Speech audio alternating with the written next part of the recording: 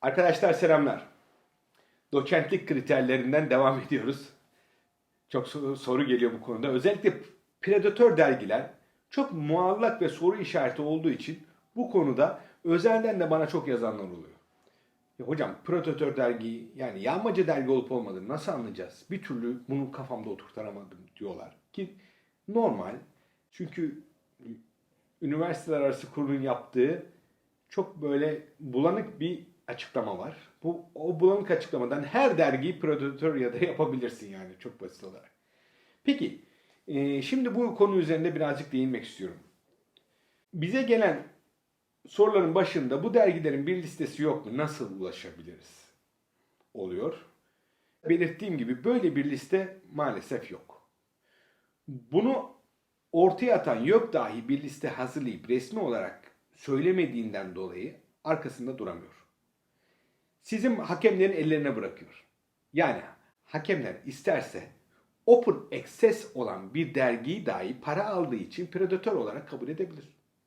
Ve bunu kimse bir şey diyemeyecek. Halbuki yanlış bir uygulama.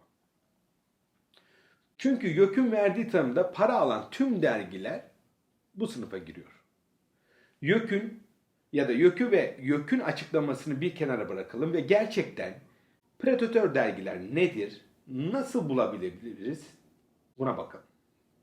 Arkadaşlar öncelikle kaliteli dergiler yani impact'i yüksek dergiler ve tanınmış dediğimiz dergiler reklama çok fazla para harcamazlar. Bir dergi çok fazla reklam veriyorsa siz dergi arattığınız zaman habire artık Google reklamlarından, oradan Instagram'dan, oradan buradan reklam görüyorsanız şüpheli yaklaşmaya başlayabilirsiniz. Predatör dergilerin genel özellikleridir. Reklama çok para harcarlar. Reklam yaparken de genelde hızlı değerlendirdiklerini, hızlı sonuç verdiklerini, işte makalenizi gönderdikten bir hafta sonra çıkıp çıkmayacağı belli olacağı gibi böyle şeyler söylerler. Ya bunun bir fıtratı vardır, yani bir doğası vardır. Şimdi 3-5 hakem okuyacak bunu. Siz bir 3-5 günde buna karar veremezsiniz. İşte bu da predatör dergilerin, yağmacı dergilerin özelliklerinden bir tanesidir. Yalnız şunun altını da tekrar çizmek isterim. Para alan her dergi predatör, yağmacı dergi değildir. YÖK'ün dediği gibi. Open access dergiler. Yağmacı dergi değildir bunlar. Bazı dergiler basım ücreti alırlar ya da bazı fiiller alabilirler. Bunların hepsini predatör dergi olarak kabul etmek oldukça yanlıştır. Eğer Citation Index gibi indekslenmiş ise predatör olma olasılığı azalacaktır. Derginin web sayfasında Citation Index'e girdiği yazılmış olabilir. Bunu muhakkak Web of Science sayfasına girip teyit ettirin. Çünkü web sayfada yazılanlara da çok güvenmeyin. Predatör dergiler şimdi yalan söyledikleri için zaten yağmacı dergiler web sayfalarında da bazı oyunlar oynayabilirler. Mesela H-indeksi çıkartıyorlar. Ulan impact faktörü var yani derginin. H-indeksini yazıyorsun oraya. Dergiye H-indeksi yapıp o derginin sanki kaliteliymiş gibi göstermek. İşte ondan sonra Citation Index'e giriyordu gibi. Giriyorsam o zaman Web of Science'ın sayfasında da olmalı. Web of Science'ın sayfasını ben ekliyorum. Aşağıda linkini açıklama kısmında ekleyeceğim. Basın oraya ve derginin ismini yazın. Eğer derginin ismini orada görüyorsanız tam güvenilir bir dergi diyebilirsiniz. Bu predatör dergiler genelde bu gibi göz yanılmasına sebep olacak cümleler kurarak insanları çekmeye çalışırlar.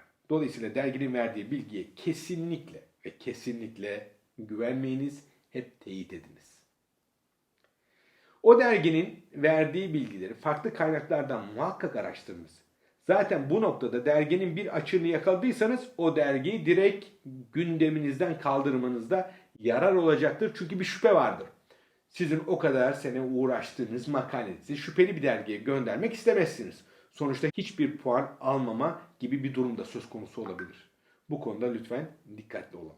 Demin de dediğim gibi bunun dışında predatör dergiler impact'i yüksekmiş gibi bir hava oluştururlar web sayfasında. Bunu nasıl yaparlar? Eğer bir derginin impact'i varsa arkadaşlar muhakkak Web of Science'da endekslidir. Derginin impact'i var mı yok mu bakın. Yok H indeksidir, yok bunlara bakmayın. Bunlar varsa zaten orada soru işareti vardır. Impact'i var mı? Impact'i olması Web of Science dizilinde sıralandığını, orada yer aldığını gösterir ki bu güven verir. Dolayısıyla yağmacı dergilerin hangileri yağmacı, hangileri yağmacı değil konusu her zaman kafamızda bir soru işareti olacaktır. Bu gibi kriterleri göz önünde bulundurarak yağmacı olan dergileri elimine etme şansınız çok daha yüksek olacağını düşünüyorum. Bu konuda sorularınız da olabilir, tatmin olmadığınız köşeler olabilir. Lütfen öyle durumlarda yorum olarak yazınız.